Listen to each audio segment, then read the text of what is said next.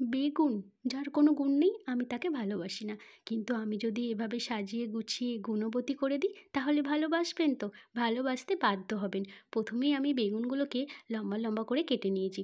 এবার আমি নুন হলুদ মাখিয়ে রেখে দেবো। এদিকে আমি মিক্সিতে একটা পেস্ট বানিয়ে নেবো।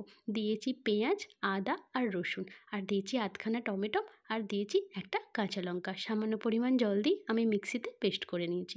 তো এদিকে কড়াইতে সর্ষের তেল গরম করে বেগুনগুলো আমি ছেড়ে দেবো। খুব ভালোভাবে একটু বেশিক্ষণ টাইম নিয়ে খুব লাল করে ভেজে নিতে হবে। তো এখানে আমার ভাজা হয়ে গেছে, তুলে রেখে আমি ফোড়নে দিয়েছি গোটা জিরে আর একটা তেজপাতা। এবার মিক্সিতে যে পেস্টটা করেছিলাম সেই পেস্টটা দিয়ে আর হলুদ লঙ্কা দিয়ে কষিয়ে আমি সামান্য পরিমাণ জল দিয়ে দিয়েছি। তো তেল ছেড়ে আসা পর্যন্ত অপেক্ষা করতে হবে। তেল ছেড়ে এলে ভেজে রাখা বেগুনগুলো আমি দিয়ে 2-4 মিনিট ফুটিয়ে নেব। তো ফুটে তেল ছেড়ে আমি দিয়ে দেবো 1 চামচ চিনি। তো আবারও 2-4 মিনিট ফুটিয়ে আমি ওপর থেকে দিয়ে দেবো ধনেপাতা কুচি। ধনেপাতা কুচি দিয়ে আরও 2-1 মিনিট ফুটিয়ে নামিয়ে নিলেই রেডি হয়ে যাবে বেগুনের গুণবতী। খেতে কিন্তু দুর্দান্ত হয়।